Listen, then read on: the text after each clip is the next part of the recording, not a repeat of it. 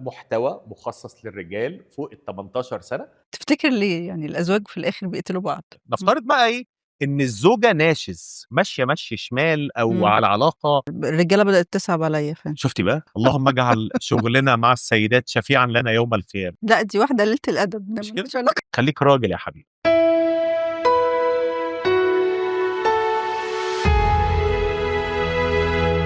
أهلا بيكم في حلقة جديدة من برنامج كود الحياة. ضيفي النهاردة هو صاحب واحد من أكتر البودكاست اللي قلب السوشيال ميديا. بودكاست قدر يعمل حالة كده، يخلق نقاش ويخلي كلمة خليك راجل ليها معنى تاني غير من المتعارف عليه. هنتكلم معاه عن الفكرة، عن الرحلة، عن اللحظة اللي قرر فيها يعمل حاجة مختلفة، عن الطريق اللي مشي فيه لحد ما بقى ليه بصمة وليه جمهور كبير. ضيفي النهاردة هو دكتور عبد الله محمد، صانع محتوى وصاحب بودكاست خليك راجل. أهلا بيك يا عبد الله. اهلا وسهلا، ازيك يا نيفين؟ اخبارك ايه؟ اهلا وسهلا بيكي وبكل جمهورك الجميل. ميرسي يا عبد ايه الله. ايه المقدمه الحلوه دي؟ منورنا. ده انا حسيت ان انا حاجه كده وزير كده. انت وزير. يخليك لينا يا رب، لا اشوفك لواء يا رب. أول سؤال بنبدأ بيه الحلقة دايما، ايه هو كود الحياة بتاع عبد الله؟ لا اقضي كل يوم بيوم يعني. لا يعني فكره ان انت خليك نفسك، ما تغيرش من نفسك. ما تبقاش زي ما الناس عايزه تعمل. يعني الناس لو ماشيه في اتجاه ما تمشيش وراه. شوف انت قناعاتك ايه في الحياه واعمل بس. خليك انت حقيقي. حر ما لم تضر. اوكي، حلو الشعار ده. حته كده ابان فيها فخم وبتاع. احكي لنا بقى عن الفكرة دي بتاعت البودكاست بتاع خليك راجل، جات لك ازاي؟ ايه اللي خلاك تفكر انك تعمل بودكاست ده؟ هو انا تقريبا دي هتبقى اول مره احكي الموضوع يعني بصراحه. آه انا بشتغل في جامعه بقالي فتره طويله، وانا خريج اساسا احدى الكليات الطبيه. فكنت قاعد في قاعده كده كان فيها مجموعه من الممثلين الذي اكن لهم جميعا كل الاحترام. فلقيت حد من الممثلين بدون ذكر اسماء يعني كان بيتعامل مع الويتر بطريقه فيها تكبر جامد. يعني فيها طريقه فيها يعني ازدراء شويه. قلت له يا فلان انت بتتعامل معاه كده ليه؟ قال لك اصل احنا الممثلين. قلت له تعالى لي بقى كده، ايه احنا الممثلين دي؟ نفسي افهم ده. انا يعني اكن لكل الممثلين كل الاحترام، بس الممثلين اللي بجد. يعني مثلا احمد مظهر، الفنان الكبير احمد مظهر كان ضابط في الخيله الملكيه. مم. صلاح ذو الفقار كان ضابط في اكاديميه الشرطه. يحيى الفخراني يعني مع حفظ الالقاب ليهم جميعا يعني راجل طبيب. الناس دي كلها وقفت على مسرح، فاهمه يعني ايه مسرح. بيبقى حافظ المسرحيه 3 ساعات. التفاعل مع الجمهور لحظي، فاهم يعني ايه مشاعر. قاريين كلهم عارفين نجيب محفوظ، شارلز ديكنز، مش عارف ايه، قاريين لكل الروايات، عندهم ثقافه غير طبيعيه. انما الاجيال الجديده في مجموعه من يعني الممثلين الجدد، يعني مجموعه يعني اللي طلعهم هي السوشيال ميديا. اوكي. ما وقفش على مسرح، مم. مش فاهم يعني ايه مشاعر. مم. الباك جراوند بتاعتهم ما تعرفيش ايه اللي جاي، مثلا كان موديل، اللي كان جاي مش عارف إيه. انا ما عنديش مشكله، اي حد عايز يمثل يمثل، بس طور من نفسك ايوه. بس. فده اللي انا قلته. انا بقى قلت له انا اؤمن تمام الايمان بالعلم. مم. قلت له طب انا راجل معايا مثلا شهادات واتعلمت الحمد لله تعليم كويس، لو حطيت دماغي في موضوع بتاع السوشيال ميديا والكلام ده كله مم. يعني هوصل اكيد بالعلم. فقال لي ايه، لا في حاجه اسمها موهبه. قلت له انا لا اؤمن بالموهبه، انا اؤمن بالعلم. مم. فعلقنا رهان. والله لا تتخيلي، كان رهان على كنز بيبسي ان انا خلال 6 شهور هعمل نص مليون فولور، نص مليون متابع. مم. عملت كام؟ 3 مليون. في 6 شهور؟ 6 شهور. اوكي. ليه؟ مم. عشان استخدمت العلم. بس موضوع السوشيال ميديا مش جديد، هو كده كده موجود طول عمره، بس كان موجود بقى بصور تانية. قبل السوشيال ميديا كان في ايه؟ كان في تلفزيون. طب قبل التلفزيون كان في صحافه. اه. السوشيال ميديا هو التطور الطبيعي للحاجه دي. طيب الاسس واحده. الاسس بتاعت ازاي تبقى ترند، ازاي تبدا تتكلم، ازاي تتشهر، ازاي تعمل فولور، ازاي تقدم قيمه بشكل مختلف. مم. بس هي كانت المشكله كلها في موضوع الفكره، ان انا ايه الفكره اللي انا هطلع بيها على الناس. طيب يعني هو الكلام طبعا هيبقى غريب اللي انا هقوله بعد كده. مم. آه، اول ناس عملت لهم تحليلات احصائيه هم الرقاصات. اوكي. دخلت على الصفح بتاعتهم، مم. اقل رقاصه بال8 و9 وال10 مليون فولور. جيت احلل مين اللي عامل الفولور للناس دي. مم. 99.9% منهم رجاله. اوكي. طب مين بيقدم فاليو على السوشيال ميديا؟ مين بيقدم قيمه على السوشيال ميديا؟ مم. بس فهي دي الفكره. فجت الفكره ان انا طب ما اكلم الرجاله، بما ان كل الناس بتطلع على السوشيال ميديا تشتم في الرجاله وتنتقد في الرجاله، طب ما تيجي نطلع نتكلم باسم لسان الرجاله شويه. فعملت صفحه اسمها خليك راجل. اشمعنى بقى اسم خليك راجل؟ ليه اسم خليك راجل؟ لما اشتغلت في الجامعه ابتديت اشوف الاجيال الجديده من الطلبه اللي طالعه عندنا مم. مختلفه تماما مم. عننا. يعني فكره ايه؟ ما بتحملش مسؤوليه، طريقه الكلام فيها مم. ميوعه شويه، مم. آم، لا يعتمد عليهم. يبقى طالب مثلا راكب عربيه والده او والدته جايبها له، لو فردة كاوتش نامت ما بيعرفش يغير فردة كاوتش. الطلبه تيجي تقول له ذاكر، ما عندوش القدره ان هو يقعد بقى يذاكر، يقول لك يو المحاضرات طويله وبيتأفف وبتاع، مع ان كل وسائل الترفيه والراحه متوفره له. اه انت اقعد ذاكر، يعني انت بس اقعد بس على الكتاب كده وذاكر. اه المناهج زمان عندنا زمان يعني مم. ايام القصر العيني كنت بتذاكر كتاب مثلا جراحه المخ والاعصاب قد كده، كتاب قد كده 3000 صفحه، والدكتور ولا بيحدد لك اي حاجه ولا في والفصل الاولاني. لا لا، الاجيال الجديده عايزه كل حاجه تتقدم له على طبق من ذهب. مم. يعني انت فانا حسيت ان كلمة خليك راجل دي الجملة اللي احنا بنقولها للأجيال الجديدة علشان نعلمهم معنى الرجولة، فانت حسيت ان انت مش عايز هعلمهم تقولهم معنى كده. الرجوله. انا اقول لك حاجه، اه الاجيال الجديده دي لا تتقبل النصح بشكل مباشر. اعمل كذا ما تعملش كذا، دي اللي بيسموها اسمها ايه، اسمها الوصايه الابويه، هم رافضينها. اوكي. طب ازاي توصلي معلومه للاجيال الجديده دي؟ مم. هي دي بقى، ده الفن بقى في الحته دي. طيب هو كان الصفحه لما فتحتها كان الغرض ان انا ابدا اتكلم مع الرجاله. مم. فوجئت ان الستات دخلوا في النص وبوظوا الدنيا بقى، مبهدلين الدنيا. اه ريبورتات، بلاغات، شتيمه، سب وقذف قص. وشتيمه بالاب والام. الرجاله لما بتقعد مع بعض على القهاوي بيبقى لينا طريقه كلام معينه، زي ما انتم كستات بتقعدوا مع بعض تتكلموا بطريقه معينه. هل ينفع قعده ستات يدخل فيها راجل في النص؟ لا. ليه؟ هيسمع بلاوي. اه ما ماشي، ينفعش. نفس الكلام عندنا. مم. انا الصفحه بتكلم فيها رجاله، انا بقول حتى كمان كاتبها محتوى مخصص للرجال فوق ال 18 سنه، بنبدا نتكلم مع بعضينا كده. مم. بس بستخدم طريقه من طرق علم النفس اسمها كانينجهام لو. مم. بمعنى ايه؟ احنا النهارده جايين نسجل، النهارده ايه، يوم الجمعه، النهارده الجمعه، اه النهارده الجمعه. السبت. بس هو ده اللي انا هي دي الطريقه اللي انا بستخدمها، اللي هي اه بمعنى ايه؟ انا بقول معلومه غلط اه بحيث ان انا بجبر اللي قدامي ان هو يصلح المعلومه. اوكي. مم. طيب مثلا اول فيديو انا قلته في الصفحه خالص، قلت ايه؟ لو دخلت البيت ولقيت مامتك او مراتك منظفه البيت، خش بجزمتك ووسخ البيت وخليك راجل. اه عكس المفروض يتقال. مش شرط. اول واحد هيقول لي طب انا بعمل كده بس ده غلط. مم. واحد تاني يقول لك ايه يا عم، ده انت مامتك او مراتك منظفه البيت تخش بجزمتك وتوسخ البيت، ايه ده؟ مم. واحد تالت يقول لك يا عم الراجل بيهرج، هو انت اكيد ما جاي يقصدش تثير كده. الجدل، يعني جاي مش جاي لا مش جاي اثير الجدل، اه جاي نعمل نقاش مجتمعي. انا المحتوى بتاعي مش في الفيديوهات، المحتوى بتاعي في الكومنتات. اه بس كل واحد بيناقش، بيشوف الفيديو من وجهة نظره هو، مم. كل واحد بيشوف الفيديو بطريقة مختلفة تماما. مم. بس هو ده طب المحتوى. وهي الرجولة ليها كذا منظور؟ يعني ما هي الرجولة هي منظور واحد، كل الناس يعني بتتكلم عن الرجولة لها علاقة حد بيشيل مسؤولية، حد بيعتمد عليه، هي دي الرجولة، ولا الرجولة من ايوه، ما هو ده منظورك ما ايه؟ هو ده اللي من هو ده اللي بنناقشه في الصفحه. مم. بس انا اقول لك حاجه بصراحه بالنسبه لموضوع الرجوله، الستات لما تيجي تطلع ده تقول لك اصلا ما فيش رجاله، والرجاله بتطلع تقول ما فيش ستات. لا، في رجاله كويسه محترمه جدا وفي ستات محترمين جدا. مم. بس هي الفكره كلها دلوقتي ايه؟ ان الرجوله ما بتتفرضش. مم. الرجوله مش فكره ان انا ادخل البيت وازعق واقل ادبي واشتم واضرب. مم. الرجوله هو احساس، اه احساس باحتواء. مم. الرجوله عباره عن مواقف تخلي شريكه حياتك مم. تحس ان هي ليها ظهر، ليها سند. هو ده اللي بنتكلم فيه، وهو ده اللي عايزين نرجعه تاني بقى. مم. عكس الرجوله اللي مفروضه دلوقتي. بمعنى ايه؟ كل برامج التلفزيون دلوقتي تطلع تتكلم عايزه تفرض انت زيك زيه، انت لو قال لك كلمه رد عليها بيها ب10.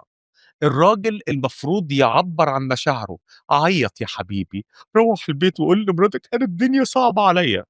عمر حد من اهالينا رجعت البيت لقيت مثلا باباكي بيعيط في حضن مامتك؟ لا طبعا. لا.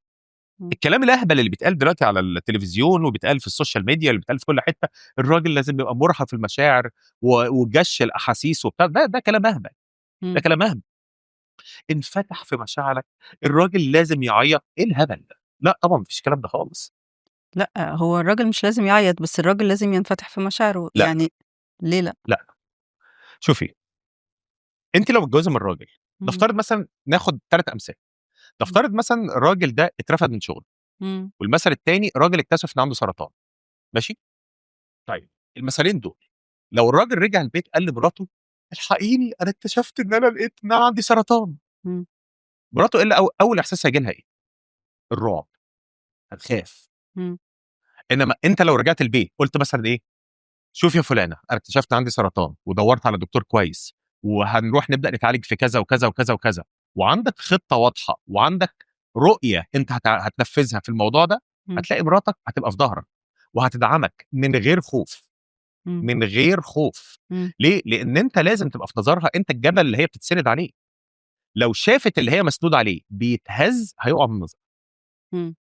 ماشي. هو ده اللي بنتكلم فيه. طيب الراجل التاني المثال هو الراجل اللي اترفد من شغله مثلا. ماشي. لو رجع البيت انا اترفدت يا حبيبتي من الشغل خديني في حضنك ده جو حلاقين. مع احترامي طبعا للحلاقين طبعا. ماشي. آه. يعني ده ماشي، بس ده معناه إن أنت مع إن الراجل ما يظهرش المشاعر الحقيقية اللي ايوه جواه. الراجل ما يظهرش المشاعر ايا كانت الموجوده قدامه. ليه؟ مشاعر الضعف مش ضعف.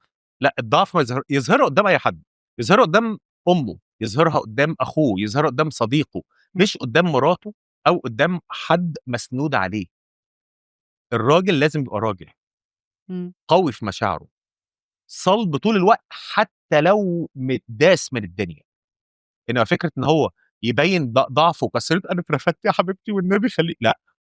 بص يا ست الناس، انا النهارده استقلت من الشغل او انا النهارده اترفدت من الشغل، ولادنا اللي في مدرسه خاصه احنا هندخلهم مدارس حكومي، إمم. وهانزل ادور على الشغل وهاشتغل شغلانه والتانيه والتالته لغايه ما اعرف اصرف على البيت يعني نرجع احسن من الاول كمان. هو ده الراجل. بس أنا باشوف إن الراجل المفروض إن الوحيدة اللي المفروض يبان ضعفه قدّامها هي مراته أو الست اللي معاه. هيقع من نظرها، هيقع من نظر. على آه. فكره هو الموضوع نفسي اكتر منه بالورقه والقلم. إمم. هو بالورقه والقلم الست بتدعم جوزها صح، إمم. الست واقفه مع جوزها في اي حاجه، بس بينها وبين نفسها هتخاف. إمم. الراجل اللي انا مسنود عليه ده انا اكتشفته مره واحده لقيته مهزوز. إمم. الراجل اللي انا مسنود عليه ده لقيته مره واحده ايه، بيدمع موجود قدامي، ده كده مش راجل. وهتبدا تدور على البديل، او هتبدا إمم. ايه، تاخد جنب منه كده شويه. إمم. أنت شايف كده، يعني ما ينفعش إن الواحد يبيّن ضعفه لا أو الراجل ما يبيّنش ضعفه قدّام لا مراته.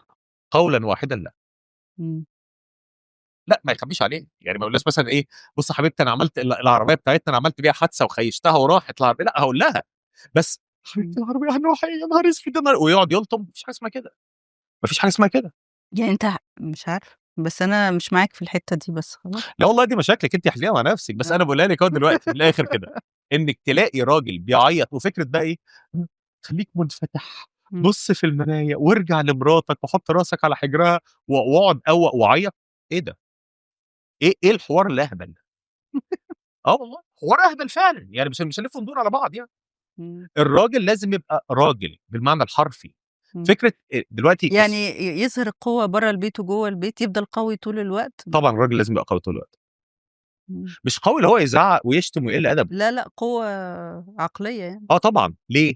لان الراجل هو مسؤول عن حاجه اسمها القوامه. هنا هنرجع بقى لكلمه إمم. الستات فاكراها اللي هي ايه، عبوديه. إمم. يعني ايه كلمه القوامه؟ القوامه في اللغه العربيه هو القائم على الشيء. آه. يعني ايه القائم على الشيء؟ هو المسؤول والمكلف بالحمايه والصرف والانفاق إمم. والاحتواء. هي دي القوامه. إمم. لما انت تبقى انت زيك زيها او تحسس الست انت زيك زي، كان في برنامج كان موجود من اسبوع اسبوعين شفته في التلفزيون، راجل بيقول ايه المشكله ان الست تصرف في البيت؟ طب يا ابني ما انت كده انت بتتنازل عن جزء من القوامه بتاعتك. إمم. حتى لو مراتك بتقبض اكتر منك، فلوسك لنفسك. في كلمه حلوه الستات بتقولها دلوقتي اللي هي ايه، فلوسك فلوسي وفلوسي فلوسي. انا مع المقوله دي آه. جدا على فكره جدا. أيوه. فلوسك ليكي، عايزه بقى تشاركي بيها في البيت تجيبي كرسي تجيبي لوحه طابلوه مش عارف ايه، انا معاكي في الحته دي. إمم. ماشي. انما تصرفي بيها في البيت تصرفي بيها على العيال لا. إمم. لا إمم. تقولي انا اصل انا عايزه اخرج الولد من المدرسه دي احطه في مدرسه انترناشونال مش عارف ايه، اصل انا بفلوسي، لا مفيش حاجه اسمها كده. إمم. انت تعيشي على مستوى جوزك. أوكي، بس أنت ما عندكش مشكلة في إن الست تشتغل؟ والله بيني وبينك برضه الست لما تشتغل مش هتركز مع الراجل بزياده يعني بصراحه، بيني وبينك يعني انت شايف انها لا بس ما يأثرش لا على بيتها على ولا على بيتها اولادها، لا عشان احنا اللي شايفينه ايه دلوقتي، اه انت لو بقيتي وزيره ده لنفسك مش لبيتك ولا لاولادك. بمعنى ايه؟ انت دلوقتي نفترض بس انت شغاله في شغلانه صاحبه شركه، والشركه دي واخده كل وقتك، مم. على حساب ايه؟ مم. على حساب وقتك مع جوزك، على حساب وقتك مع اولادك. مين اللي بيربي في البيوت دلوقتي؟ الاب موجود في الشغل طول الوقت، والام موجوده طول الوقت. مين اللي بيربي؟ مين اللي مطلع لنا الاجيال الجديده اللي هي اسمها الجين زي؟ انت عارف الجين زي ده اختصار ايه؟ جيل زفت. والله جيل زفت. مين اللي مربي الجين زي الاجيال الجديده اللي طالعه دي؟ الناني والدادي والفادي والخدامه والشغاله ومش عارف مين. ما هم دول اللي مربينهم. مم. تيجي تكلمي اي ولد دلوقتي تقولي له مثلا والله العظيم انا كان في انترفيو كنا بنعمله في الجامعه من 4 5 سنين كده، فبسال الطلبه اللي بتقدمها اسئله بيزك قوي. سالتهم ايه اركان الاسلام؟ اقسم بالله ما كانوا عارفين. اه احنا بعيد لا احنا بعيد قوي. احنا بعيد قوي. احنا بعيد قوي بعيد قوي. يعني انا مثلا ايه، الطالب داخل لي بيقول لي مثلا يقول لي انا ما فهمتش منك اي حاجه حضرتك. يا ابني انت قليل ادب ولا محترم؟ انا انت حتى طريقه الكلام نفسها بقت غريبه. اه دلوقتي مثلا الطلبه او الولاد في الشارع ما عندوش مشكله خالص يبقى ابوه معدي قدامه وحاطط رجل على رجل وبتاع. ده انا لغايه يومنا هذا لو مم. ابويا معدي في الطرقه انا ما فيش حاجه اسمها افضل قاعد وابويا معدي. ايوه مفيش حاجه اسمها اقول له انت. والله العظيم الاجيال الجديده دلوقتي بيندهوا حتى يعني اهاليهم باساميهم حاف كده، يا محمد يا علي يا جورج يا نبيل كده. ايوه هم حاسين ده جزء من التطور يعني تيجي تقول لاي طالب اتنيل اقعد اسكت ما بيسكتش. انت ما تتكلمش معايا كده. ايه يا اسطى، يا اسطى. هو ده ايوه هو ده الجيل الجديد، ده الجيل اللي اتربى ما لقاش لا اب ولا ام يربوه. ايوه هو ده الجيل اللي عامل البلاوي والمصايب الجديده. بس انا بتقول ده جزء من الجيل. في جيل طبعا جديد هم عندهم امكانيات ما كانتش متاحه عندنا. اه طبعا السوشيال ميديا، مم. يوتيوب، مش عارف مواقع التواصل، كل المعلومات موجوده قدامنا. بس هي الفكره هو بيختار ايه؟ مم. ما هو لازم يبقى في لازم يبقى في اب، لازم يبقى يشوف انت ابنك بيتفرج على ايه. مم. الافكار الزباله اللي جايه لنا من بره ما جايه من خلال ايه؟ ما جايه من خلال السوشيال ميديا ومن حاجه. ايوه صح كرتون، كان في كرتون بتاع اطفال من فتره، في برضه دي برضه من الحاجات اللي هي الغريبه شويه. الاطفال الجداد دلوقتي سنتين ثلاثه الكلام ده كله ما بيعرفش ياكل الا لو مش شغال كرتون الايباد ولا الموبايل محطوط على كرتون وبتاع. مم. فانا قاعد مع يعني طفل كده في العيله يعني ابن اخويا وبتاع، فقاعدين كده بنتفرج على البتاع، الاقي لك ايه، طفل كرتون مم. راجع لاهله مش عارف كرة فرقعت منه وراجع لابهاته الاثنين. مم. ايه ده؟ لا ايه ده ركزت اللي هو ايه ده؟ من اباطهم ابهاته الاثنين يعني ايه ابهاته الاثنين؟ اه ماي داد وماي داد ايه ده؟ ايه الافكار دي؟ اه ايه الافكار ابوه دي؟ يعني باباه وجوز امه قصدك نعم، باباه وجوز امه باباه وباباه. اه اوكي ها ماشي ما فيش ماما خالص. اه نتفليكس نتفليكس قوي. نتفليكس قوي بقى. طيب ما هي الافكار دي ما هي بتيجي منين للاطفال؟ من ما هو من نتفليكس خلال الكرتون ومن خلال الحاجات الموجوده على السوشيال ميديا اللي ما اه فيش اي رقيب ولا بتاع. بنتكلم تقريبا دوله في نيوزيلندا تقريبا، اظن رئيسه الوزراء هناك طلعت قرار عجبني جدا، ممنوع اي طفل تحت ال 16 سنه يتعمل له سوشيال ميديا، والقرار هيتم تنفيذه مع اول السنه الجايه. يعني انت مع ده طبعا مع ده، ان طبعا تحت مع ده، 16 سنه ما طبعا مع يبقاش ده، لهم اكسس طبعا للسوشيال مع ده. ميديا اه احنا كنا زمان اهالينا بنتحايل عليهم ننزل الشارع، مم. دلوقتي الاهالي بتتحايل على اولادها تنزل الشارع. سيب يا ايوه ابني الموبايل، مم. سيب يا ابني الايباد، سيب الزفت ده. مم. ده لو الاهالي موجودين، انما الام مش فاضيه والاب مش فاضي، طب مين اللي هيربي؟ عبد الله في البودكاست بتاعك في الريلز اللي بتعملها دايما بتتكلم ان الرجاله مظلومه طبعا مظلومين. انت شايف انهم مظلومين انا شايف ان الرجاله دول مظلومين من المهدي حتى اللحد. ليه بس من ساعه ما بيتولد لغايه ما ايه ما بيموت. الولد اول ما بيتولد خد بالك من اختك، انت مم. الراجل لازم يعتمد عليك. ده وهو طفل لغايه ما بيكبر الراجل مسؤول مسؤوليه كامله، مم. بيتربى على فكره حمل المسؤوليه. طب اتخرج من الجامعه مم. اصطدم بالمجتمع والواقع. مم. انا مثلا اتخرجت، انا فاكر كان في الامتياز كنا بناخد 128 جنيه و40 قرش مم. سنه 2003 2004 ماشي. هو ما كانش رقم كبير زي اهالينا كده، كان ساعتها سعر البلطو الابيض مثلا 200 جنيه. اوكي ماشي طيب مم. انا دلوقتي بنت عجبتني رايح اتقدم لها، مم. ابوها طالب مني ايه؟ شقه تمليك، افرش 3 اوض، فرح بالشيء الفلاني، اصل هي مش اقل من بنت خالتها ولا بنت عمها. مم. هجيب الكلام ده منين؟ ماشي، بس الظلم ده اللي بتتكلم عليه واقع بس عندنا في الشرق، يعني معنى كده إن الرجالة مظلومة في الشرق، والستات برضه مظلومة في وانا الشرق مالي برضه. بالرجاله اللي بره ما يولعوا، هم من بيت عيلتنا. انا بقى بتكلم على الرجاله بتوع الشرق الاوسط يعني. بتوع الشرق الأوسط اه طبعا. مظلومين اه طبعا مطلوب منه ان هو يجهز بيت واثنين وثلاثه. طب ويجهز البيت من كل حاجه، من الابره لغايه الصاروخ. طب شقه ايجار وانا مش ضمني حق بنتي، مش عارف ايه. طيب إمم. ليه فرح؟ عشان كل القرايب والاهل يجوا ياكلوا ويشربوا ويقعدوا يتمنظروا، ايه القرف ده وايه اشمعنى دي، ودي اقل من بنت خالته ايه، ودي اقل من بنت عمته ايه، ويفضلوا يتنقوروا ويتريقوا وبعد كده يمشوا. إمم. ايه الفايده من الفرح؟ أيوه صح. نفرح، ما نفرح فرح عاديه، نقعد في اي كافيه ولا بتاع وخلاص، واكل حلو ينزل وخلاص يعني. ليه لازم فرح إمم. وفستان ابيض وبيدفع فيه مئات الالوف؟ الراجل هيجيب ده الكلام ده منين؟ إمم. طيب بلاش دي. الراجل اتجوز، الحمد لله. الحمد لله، وصل لمرحلة كويسة. خلف، آه. استحالت العشره بينه وبين مراته إمم. ورفعت عليه قضيه خلع ولا طلاق. ايه إمم. اللي بيحصل للراجل؟ بتاخد منه الشقه بالتمكين، بتاخد منه الاولاد بالحضانه، بتاخد منه النفقه بحكم إمم. محكمه. لو ما دفعش الفلوس لمده 3 4 شهور بيتسجن من خلال حاجه اسمها متجمد نفقه. إمم. بيتاخد منه عفش بيته بكل حاجه من خلال حاجه اسمها القايمه او قائمه المنقولات، اللي هي على فكره عاده يهوديه مش إمم. عاده اسلاميه. أصلًا. هسالك انت سؤال، هل انت عارفه إمم. الاب بالنسبه لاولاده في إمم. القانون رقم كام؟ لأ مش عارفة. 13. إمم.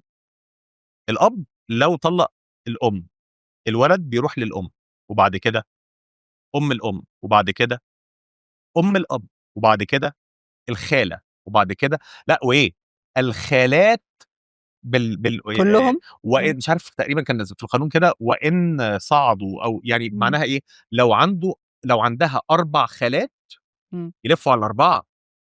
إمم. يعني كل لو ده قبل واحده، ما يروحوا للأب يعني. وبعد كده للعمات، إمم. وبعد كده مش لا وبعد كده ايه بقى، بنات الخال. إمم. ده قانون عندنا في مصر لا بس ده على والّا فكره هو قانون ده بقى عالمي؟ شكله كده في العالم يعني، شيء في الوطن في العربي عندنا. الوطن العربي في برضه. الوطن العربي يعني معظمه الظلم كده. وقع في الوطن العربي على الراجل بس وكله. يعني هي الفكره كلها ده ابني، ده آه. ابني. آه. طيب ده انا اقول لِك الحاجة الألعن من كده، إمم. نفترض بقى إيه، إن الزوجة ناشز، ماشية مشي شمال أو إمم. على علاقة مع أي حد والراجل طلّقها، إمم. هل تعلمي إن الحضانة بتاخد نفس الsequence ده؟ برضه؟ آه، إمم. آه طبعًا، آه طبعًا. طب ده ابني، إمم. مين اللي هيربيه؟ لأ أمه؟ لا، لأ، أنا الرجالة بدأت تصعب عليَّ فعلًا. شُفتِ بقى، إمم. أقنعتِك، ده ليه كده، كده يعني. أقنعتني فعلًا طب ما الستات برضه مظلومة في الشرق وفي الشرق الأوسط جدًا يعني. مظلومة في إيه؟ مش قولي لي إيه الظلم اللي واقع على الستات؟ الظلم اللي واقع على الستات مش ظلم مادي، زي ما أنت مش بندفع فلوس أوكي، آه، بس وأنا لمّا مظلومين. أتحرم من ابني ده ظلم مادي؟ ده ظلم معنوي. وانا لما ابقى مجبر اجيب فرح وعفش وشقه والكلام ده كله، لازم يبقى كله تمليك عشان ما تبقاش اقل من بنت خالتها، ده مش ظلم على الراجل؟ أيوه، ظلم واقع على الراجل بس قولي ظلم لي مادي. الرجاله مظلومه في الستات الستات مظلومين في ايه؟ مظلومة في إيه؟ لأ، الستات مش واخدة حقها في في مبدئيًا في مجال العمل، مش واخدة والله حقها. انا شغال في جامعه فيها 365 دكتوره، عدد الرجاله احنا يتعدى على ايد الواحده. يعني آه. مثلا الكليه اللي انا فيها 112 دكتوره، تمام؟ انا وعميد الكليه فقط اللي رجاله والباقي كله ستات. رئيسة قسم البطنه ست، رئيسة قسم جراحه مخ واعصاب ست، رئيسة قسم الجلديه والحروق ست، رئيسة قسم كلهم ستات. إمم. عميدة كلية القصر العيني الدكتورة هالة ربنا يمسيها بالخير سيدة، الوكيلة بتاعتها الدكتورة صفيناز سيدة، عميدة إمم. كلية صيدلة كلهم سيدات. ماشي ممكن في فين مجال الظلم؟ ممكن في فين مجال الظلم؟ التدريس الستات واخدة بس في بقية المجالات في الشركات وفي البنوك لأ، الرجالة وقت هاتي لي الترقيات مصلحة هم اللي حكومية فيها بياخدوا. راجل، مدام عفاف اللي في الدور التالت ست، مدام زينب اللي معاها الأختام يعني سيدة. الرجالة ما بيشتغلوا قاعدين في البيت والستات هي اللي لأ، بتشتغل؟ الستات بتشتغل زي الرجالة، ما فيش أي فرق خالص. أيوه، وبتترقى زيها زي الرجالة؟ آآ اللهم اجعل اللهم اجعل شغلنا مع السيدات شفيعًا لنا يوم القيامة، أصلًا. آمين. ماشي. حضرتِك مذيعة ست، آه.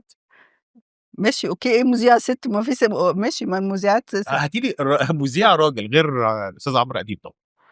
ها، مذيع راجل غير عمرو يالّا، أديب؟ ها، آآ لأ، في مذيعين كتير رجالة طبعًا، بس هي المذيعة في أيوه، مجال الإعلام يعني بتنوّر أكتر وأشطر بس. بتنوّر، لمبة موفّرة، لأ، طب تمام، حلو أوي. المذيعة في مجال الإعلام أشطر من الرجالة يبقى شوية. إحنا كده نفينا الحتّة بتاعة أصل الست مظلومة في سوق العمل، تمام؟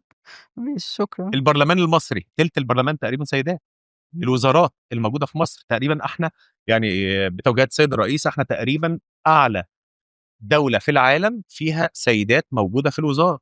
ده معناها ان انتوا بقى قاعدين في البيت واحنا بنشتغل. ما انتوا بتذاكروا كتير بصراحه واخدين اماكننا كلها، بس ماشي يعني ما حدش فتح بقه. بس ما تجيش تقولي لي الستات الستات مظلومين في الحته مظلوم. بتاعت العمل. ها قولي لي مظلومين في ايه تاني؟ على فكره انا برد على اسئلتك انت لا بس. لا عادي يعني، وبرضه مش واخدين حريتهم زي الرجاله يعني. في ايه؟ الستات في ايه؟ في ايه؟ ايه يعني ايه الحريه اللي انتوا عايزينها؟ لا عادي، واحنا صغيرين كان لينا مواعيد بنرجع فيها في على فكره بالليل. انا كولد، انا واخواتي الولاد الاربعه كان لينا مواعيد بنرجع فيها في البيت. كان اخرنا في البيت في الصيف 11 وفي الشتاء 10.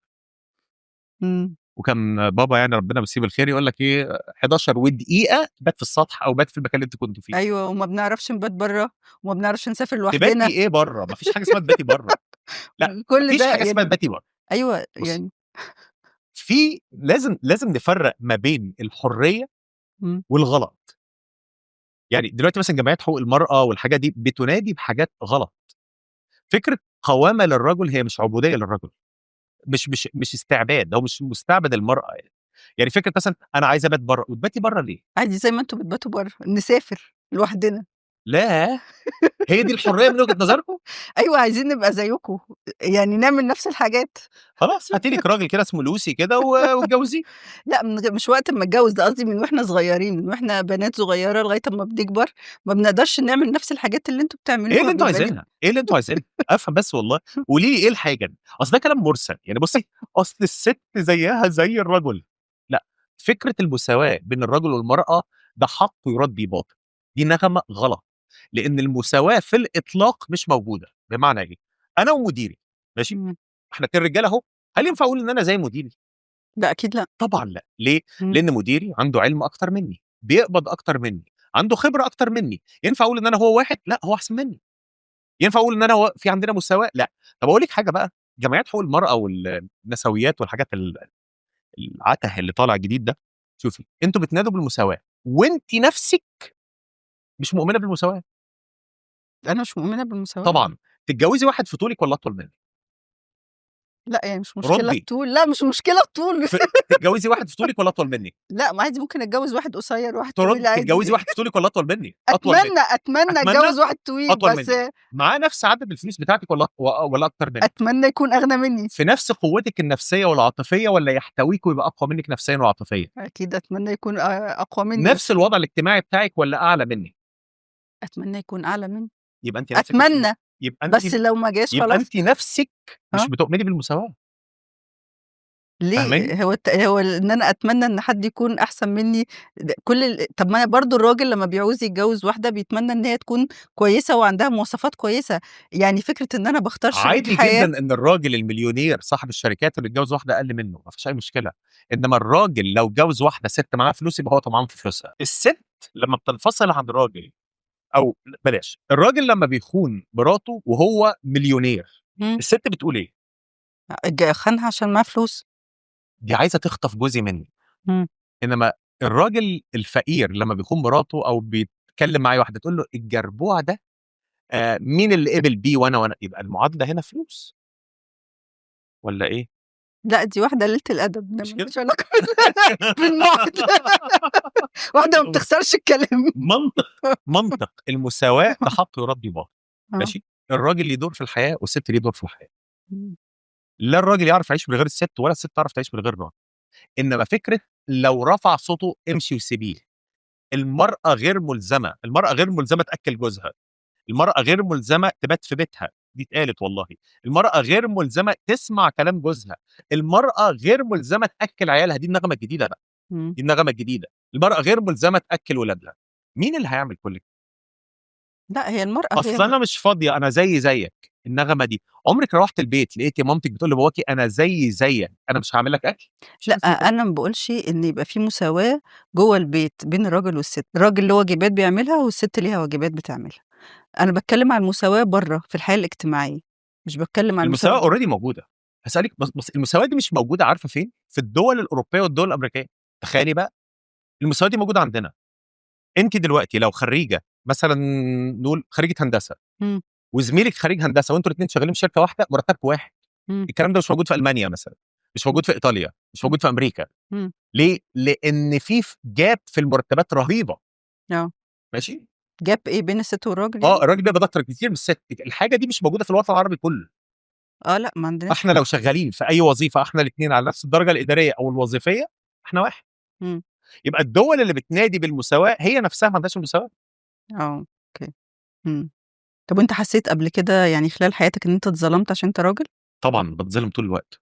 طول الوقت؟ طول الوقت. اخر مره اتظلمت ايه؟ امتى؟ يا اول امبارح حصل ايه؟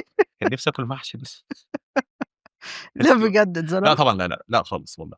لا، هي الفكره مش فكره ظلم، او مش فكره عدم وجود ظلم او هتظلم من مرأة، او هو الظلم بيقع على الكل عادي جدا. هي الحياه كده فوق مم. وتحت. مم. مش دايما هبقى انا الكسبان، ومش دايما هبقى انا المنتصر في كل حاجه. لا مم. عادي، هي الحياه كده.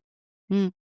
بس فيعني اخر مره اتظلمت، لا عادي جدا. زي الواحد اتظلم من فتره، كان في بيزنس كان المفروض كنت ادخله اتظلمت فيه عادي، كان في مشكله في المرتبات واتظلمت عادي يعني. اوكي. هسألك سؤال وترد بصراحة. يلا بينا. هو الراجل خاين بطبعه؟ طبعا مفيش راجل خاين. ايه؟ مفيش راجل خاين. يعني خاين بس في مش واحده خاين اهملت مثلا؟ والتانيه اهتمت بس. مم. انت لو مش مقصره انا عمري اه. ما هبص لبره. مم. بس عارفه الستات تقول انا قلت له صوابعي العشره. في واحده في الاعداد موجوده معانا اه. كويس، قالت لي انا كنت قايله له صوابع العشره شمع. ده من وجهه نظري. لما ايوه نسمع منه بقى. يلا نسمع منه. قال ايه؟ لا ما سمعناش منه. اوكي. اه بس انما لاجل الحق والمصداقيه، كان في واحد خاين انا سمعت عنه، كان في موزمبيق، الصومال، جنوب اه. السودان، اديس ابابا، حاجه كده. اه يعني الراجل مش خاين. عمر ما كان. بصي لازم نفرق ما بين حاجه اسمها ستيريوتايبنج. يعني ايه ستيريوتايبنج؟ احنا مم. بنفضل نتكلم في الحاجه مره واثنين وثلاثه واربعه وخمسه وسته وسبعه، مم. بحيث ان الموضوع بيبقى في الاخر هو معلومه مغلوطه.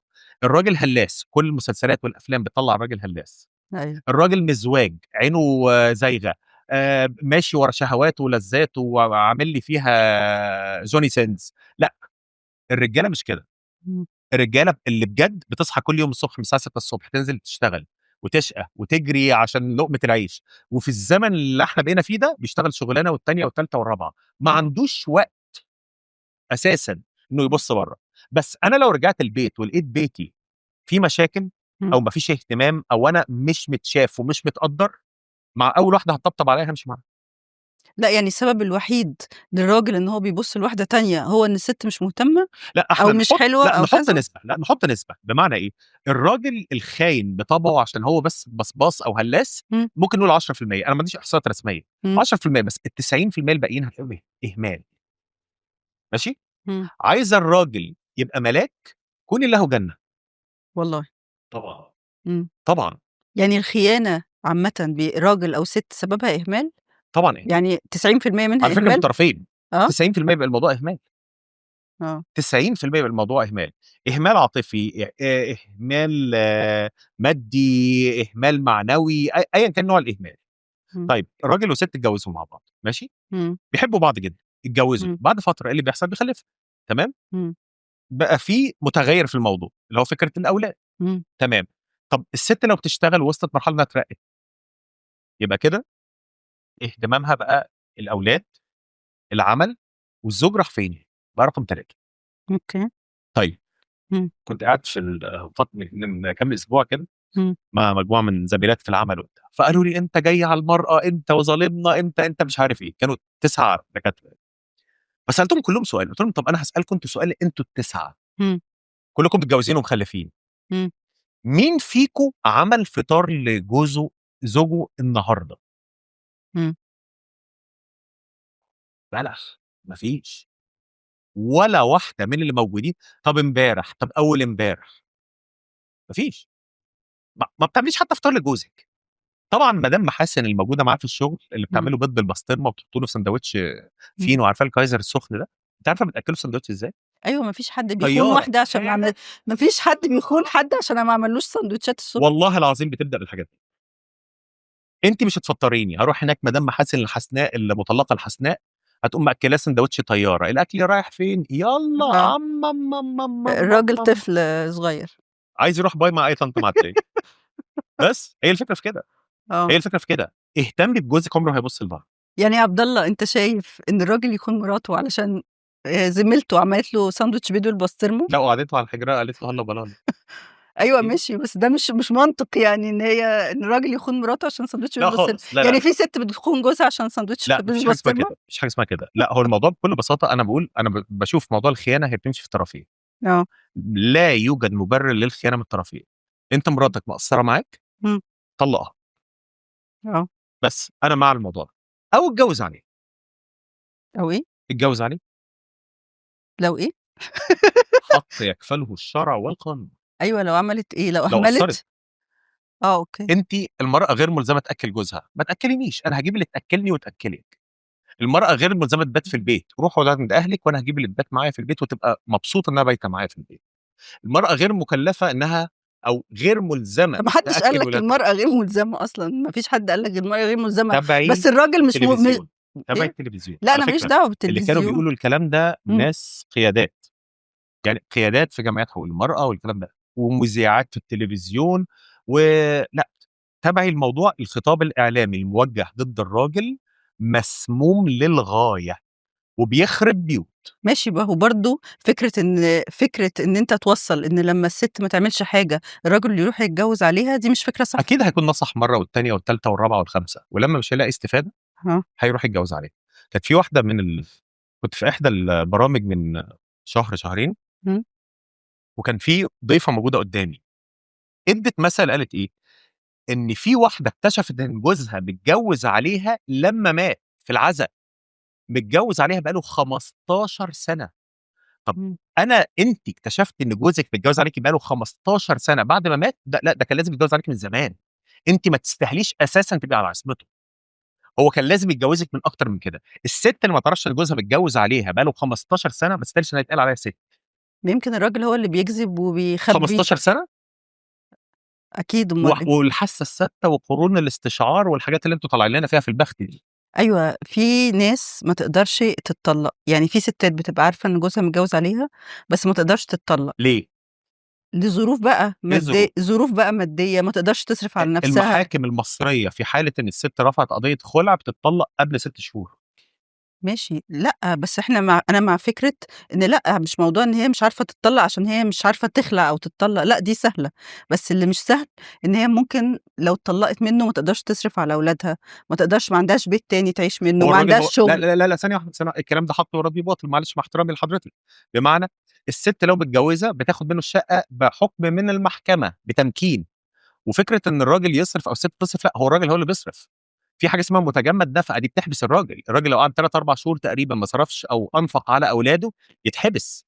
في حاجة اسمها متعة، في حاجة اسمها مؤخر صداق، والكلام ده كله بحكم محكمة عشان يضمن إمم. حق الزوجة والأولاد بعد كده. ما هو في آلية لضمان حق الزوجة والأولاد. إنما هل ده يمنع إن يبقى في أزواج وحشين أو كده؟ طبعًا في أزواج وحشين. طبعًا، وفي رجالة فعلًا وحشين موجودين، ما حدش يقدر ينكر ده يعني. بس إحنا بنتكلم فكرة الأعم إيه؟ لأ مش إمم. كده، الأعم مش كده. عبد الله، أنت شايف نَفْسك bad boy والّا toxic؟ هو ما ينفعش حاجة حلوة يعني أختار منها؟ لأ ينفع، لازم بس الاتنين يبقوا بس وحشين؟ إحنا حاسين إن bad أنت boy والّا toxic؟ أنت حاسس إن أنت toxic؟ لأ طبعًا. حاسس إن أنت عادي؟ راجل طبيعي عادي، راجل زي طبيعي؟ أي راجل في الوطن العربي. الراجل الtoxic ده كان زمان ليه اسم، اللي هو اسمه الراجل الزبالة. أوكي. ماشي؟ هو بيبقى راجل زبالة إمم. وعارف إنه زبالة، آه. واللي حواليه إمم. بيأكدوا إنه زبالة، إمم. وهي عارفة إنه زبالة. إمم. وصاحباتها وكل اللي حواليها بيقولوا عليه إنه وبيأكدوا لها إنه إمم. زبالة. بس هي تقوم قايلة إيه؟ إمم. طب ما تيجي آخد الواد المتعقد اللي هيطلّع ميتين أمي ده، نجرّبه كده شوية، أنت وبعد عارف. كده تقول أوه ده toxic. إمم. ما أنتِ هو عارفة الtoxic الtoxic ده يعني. بيعمل إيه؟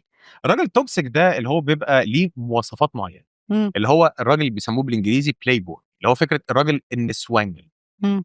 كلامه حلو، عنده قدرة قوية جدًا على الإقناع، عنده كاريزما عالية جدًا، جدًا. معسول اللسان بشكل غير طبيعي، بس هو قايل لها إنه نسوانجي بتاع ستات.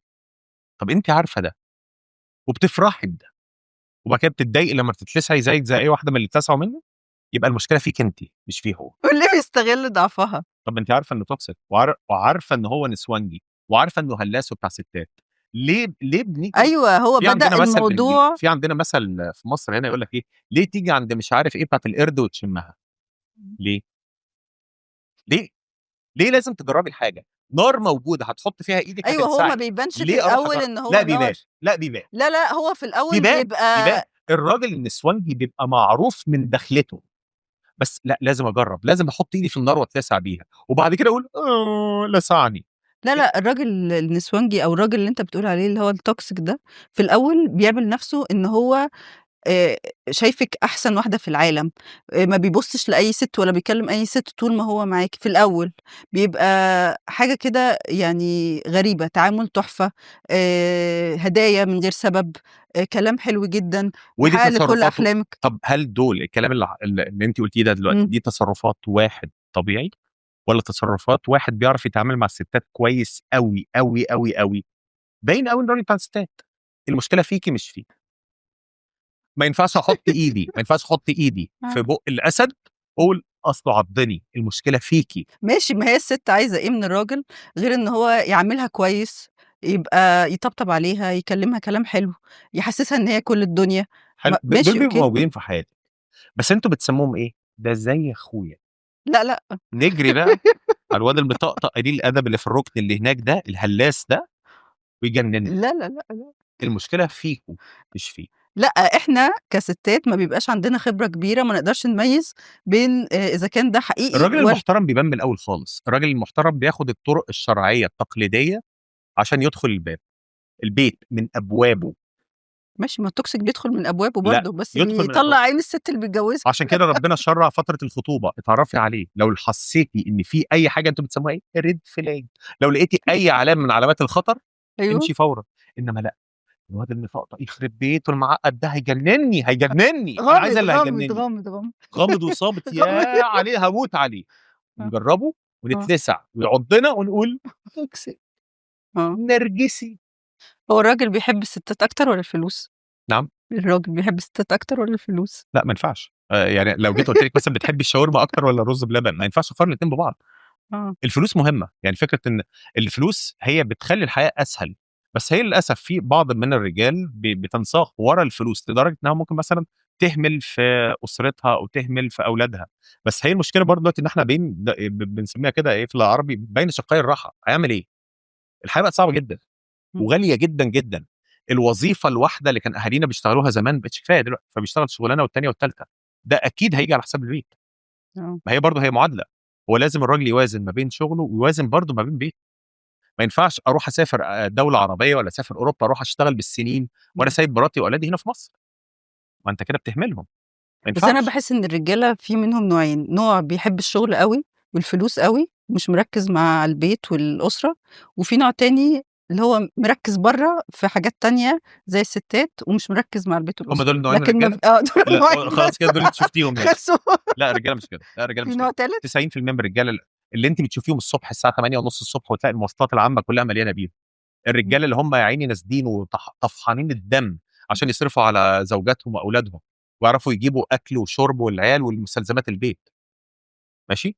الرجاله دول زمايلي اللي هم موجودين معايا في الشغل في الجامعه، اللي بمجرد ما بيخلص شغله في الجامعه ما بيقولش انا دكتور انا مهندس، ممكن يشتغل على عربيته اوبر بعد الظهر، مع احترامي الكامل للمهنه دي، عشان يعرف يصرف على البيت والاولاد والكلام ده كله. أيوه بس دول بقوا قليلين جدًا، لا مش قليلين، لا مش قليلين. عشان ما كده أنا ينفعش نقول كده، اختصرتهم في ما زال الخير في امتي الى يوم يبعثون. الخير موجود في البلد دي، ما ينفعش اجي اقول ما فيش رجاله حلوه، ما فيش ستات حلوه. الراجل اللي يقول لك اصل ما فيش ستات عدله، لا ده انت بتتكلم غلط. طب انت اختك موجوده وبنات اخواتك وبنات عماتك، الستات موجودين كويسين في كل حته والرجاله كويسين موجودين في كل حته. إمم. التعميم هي لغه الجهلاء. عبد الله في الفترة الأخيرة لقينا حوادث كتير أوي بين الأزواج، الراجل بيقتل مراته، يعني بيكونوا بيحبوا بعض عادي بس في الآخر بيقتلها، تفتكر ليه يعني الأزواج في الآخر بيقتلوا بعض؟ حاجه غريبه جدا.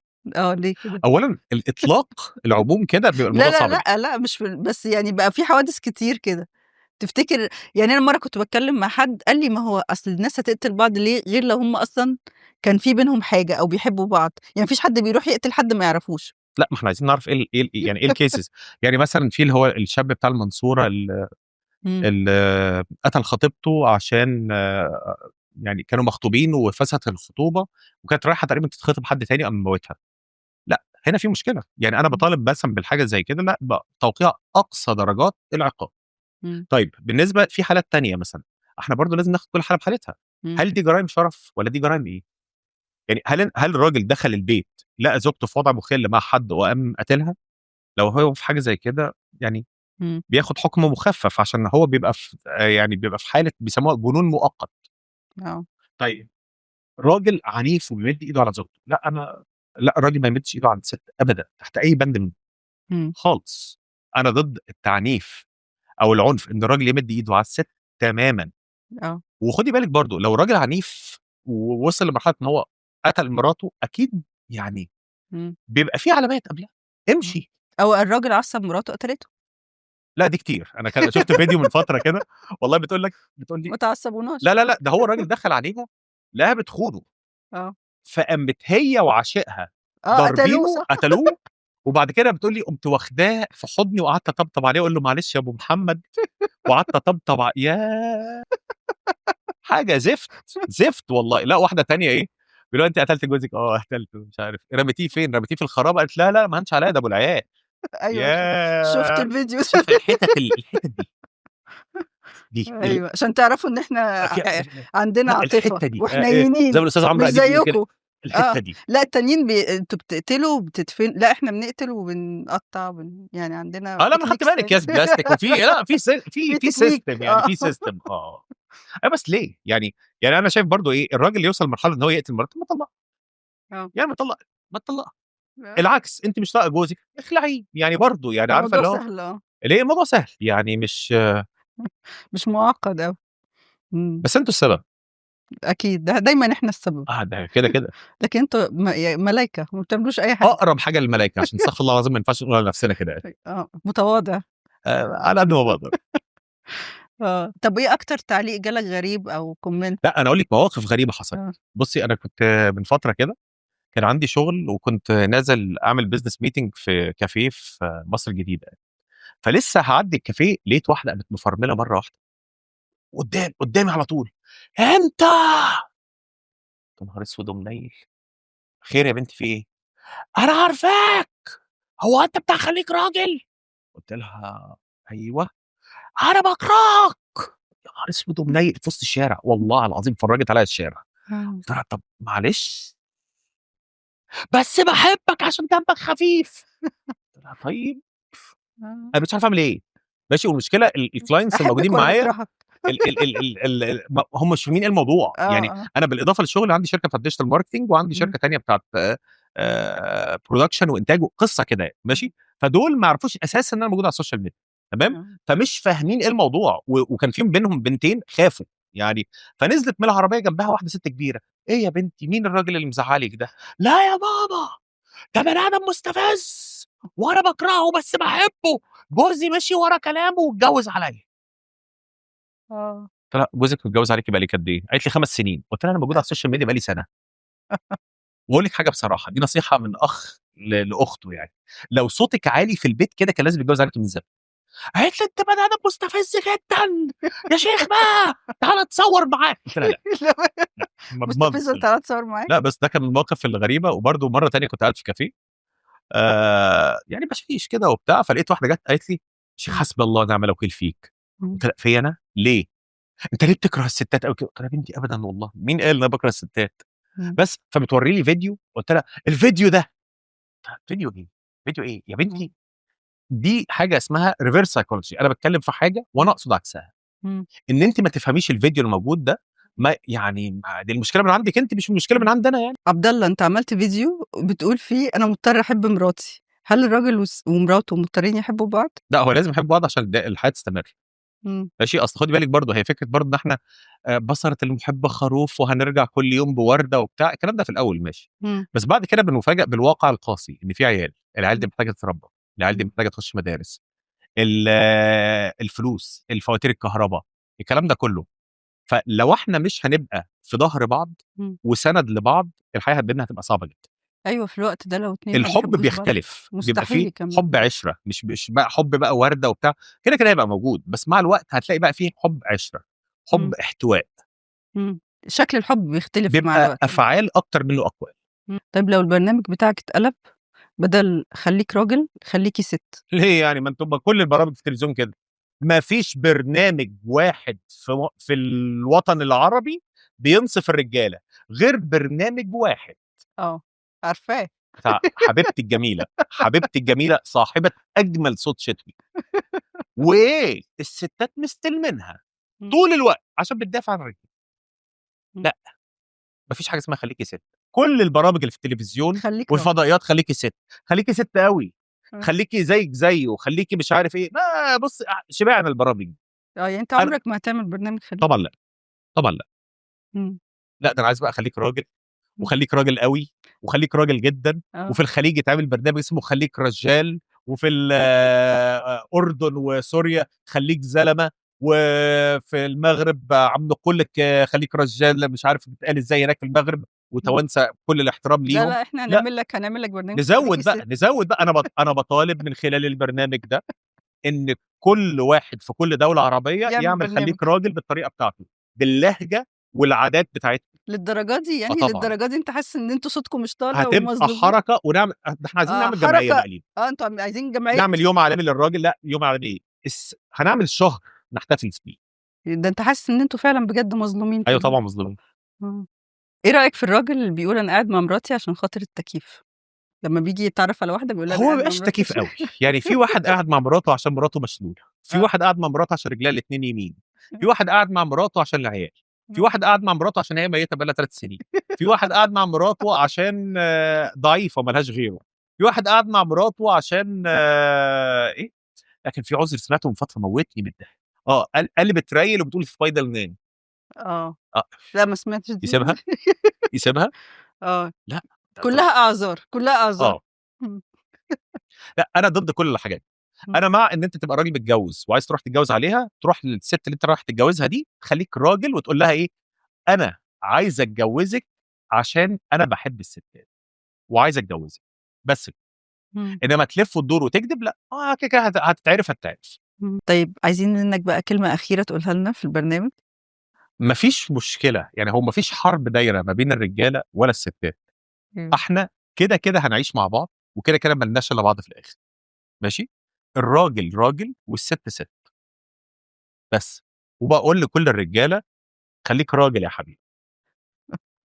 ميرسي يا عبد الله، نورتنا والله بجد. والله كانت حلقه حلوه قوي بجد، وانا استمتعت جدا بيها. والله انا اكتر والله. وتحيه ليكي وكل جمهورك الكريم. ميرسي يا عبد الله، نورتنا بجد.